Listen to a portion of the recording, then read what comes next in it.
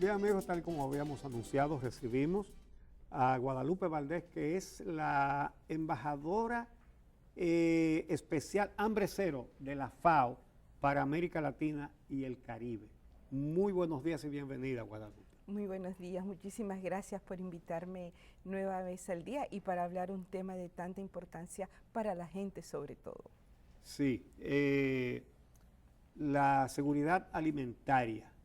El presidente Danilo Medina declaró este año como el año de la seguridad alimentaria y estamos dando un paso interesante en un proceso en el que hablamos de disminución de la pobreza y la importancia que eso tendría para nuestro país. Como tenemos que hablar de eso, vamos a tomar un café. Seguro. Porque no Adelante. podemos empezar con hambre en alta. Exacto. Hambre cero esto. Vamos a tomarnos un Muchísimas cafecito gracias. Santo Domingo y hablemos del tema. ¿Qué importancia tiene para la República Dominicana y para las metas que se han trazado todos los organismos y los países que abogan Gracias. por disminución de la pobreza y disminución del hambre a nivel mundial, el que en República Dominicana se haya determinado que este es el objetivo del año?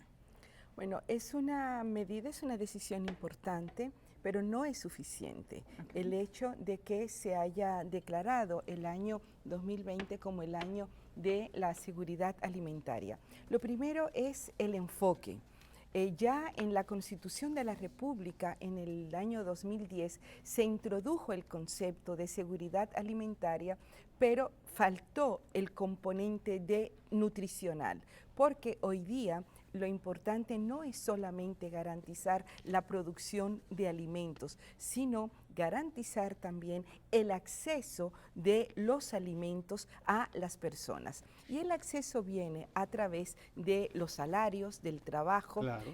Y el otro enfoque es el tema de la nutrición. Hoy día no es solamente importante consumir alimentos, sino consumir alimentos saludables para tener una vida sana y saludable. Entonces, lo que el decreto del presidente Danilo Medina, al plantear la consolidación de la seguridad alimentaria, tiene que ser de la seguridad alimentaria y nutricional, y esto ya está presente además en la Estrategia Nacional de Desarrollo, que sí se colocó este concepto, y en lo que fue el gran hito, yo diría, en el país de establecer en el año 2016 la Ley de Soberanía, Seguridad Alimentaria y Nutricional, que la trabajamos durante 5 años en el Congreso de la República, en el periodo en el que yo fui diputada nacional al Congreso. No, Sí. ¿Cuál es la situación en la que se encuentra la República Dominicana en este momento, en lo que tiene que ver precisamente con la seguridad alimentaria? ¿Cuál es nuestro punto de partida? Nosotros tenemos, bueno, en este momento tenemos aún 1 millón de personas en situación de subalimentación. Es el concepto que se está utilizando de que las personas no consumen diariamente la cantidad de energía, de proteínas, de calorías necesarias para tener una vida plena. Esto significa que es aún un 9.3%. Sí es cierto que hemos ido disminuyendo en los últimos años, sin embargo, el ritmo de disminución de la situación de hambre es aún lento y tienen que duplicarse los esfuerzos para que realmente logremos al 2030 erradicar el hambre, porque ese es el planteamiento. No es solamente de un año, que es en este caso lo que ha hecho el presidente Medina, de que este año sea el año de la consolidación de la seguridad alimentaria, sino que hay que plantearse esto para la década que estamos justamente comenzando en este momento, porque al 2030 la República Dominicana se ha comprometido a erradicar el hambre, y esto tiene que ser erradicar el hambre, erradicar la pobreza y erradicar los altos niveles de desigualdad y de exclusión que hay en nuestro país. Bueno, Guadalupe, pero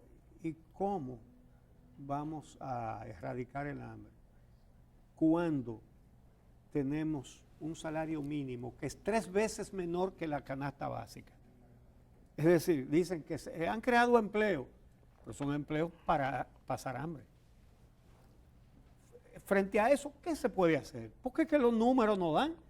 Bueno. Usted, en la canasta básica, 30,000 pesos, salario mínimo 10,000 pesos, muérase de hambre y fájese a trabajar para morirse de hambre. Bueno, lo primero es que tiene que haber voluntad política, tiene que haber un compromiso político y tienen que desarrollarse políticas públicas integrales. ¿Qué quiere decir? Si declaramos el año 2020 como el año de la consolidación de la seguridad alimentaria, pero esto no se acompaña justamente de medidas como una política pública consistente con el tema del salario mínimo, el salario básico en el país, de nada sirve declarar el 2030, el 2020 Exacto. como un año Eso de está en un papel, justamente no, se en, quedaría, no en la mesa de los pobres. no, y tienen que ser políticas de salario, de trabajo decente, de emprendedurismo, de inversión, de capacitación. Voy a poner un ejemplo importante que es el caso de los peregrinos de El Ceibo. No es posible declarar el año 2020 como el año de la consolidación de la seguridad alimentaria si no se toma en cuenta que esos campesinos de la Culebrilla, de Vicentino, de El Ceibo, lo que están reclamando es la tierra para producir, Ajá. para producir alimentos, para poder con esa venta de esos alimentos consumir los productos, los alimentos que necesitan para tener una vida plena. Pero en esa tierra ellos tenían más de 45 años viviendo, produciéndola y fueron vilmente desalojados de manera violenta y Sí.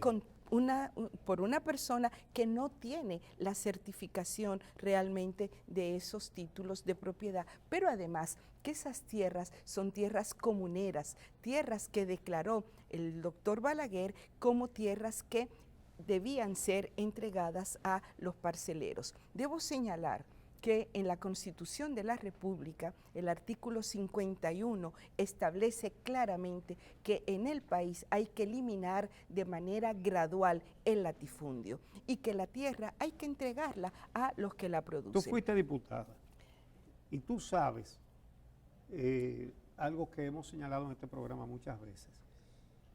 Una de las tareas que más ocupan al Congreso es la aprobación de ventas de terrenos del Estado o de propiedad del Estado a particulares, lo cual es institucionalmente corrupción. Porque si el Estado tiene una finca que quiere vender, lo que debe hacer es una licitación. Pero más, no debería ni siquiera licitarla para venderla, debería usar la tierra del Estado para asentar a los campesinos para que puedan producir. Como lo dice la Constitución. Ah, pero aquí es más fácil que una persona obtenga esos títulos, o una persona que tenga dinero, y no que se les entregue a los agricultores.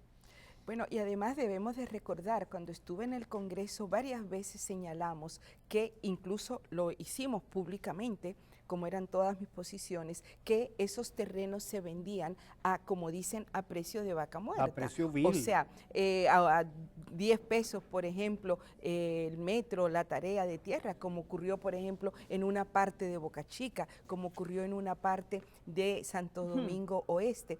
O sea, y por eso la ciudadanía tiene que estar activa, tiene que estar vigilante ante todas estas medidas que se toman. Primeros pasos para arrancar con este proyecto. Bueno, el Estado tiene una institucionalidad que ya se creó, que es el Consejo Nacional de Soberanía, Seguridad Alimentaria y Nutricional, que preside el ministro, el ministro de la Presidencia, Gustavo Montalvo, que es donde están los diferentes ministerios. Como el decreto lo que manda es que las instituciones tomen las medidas del lugar, el CONASAN tiene la oportunidad para que realmente se establezcan estas políticas. Ahora, eso tiene que estar acompañado de recursos en el presupuesto general del Estado y tiene que haber además políticas públicas que realmente sean emancipadoras. Por ejemplo, en un proceso como el electoral en el que estamos transitando, no puede comprarse el voto con alimentos, no se puede comprar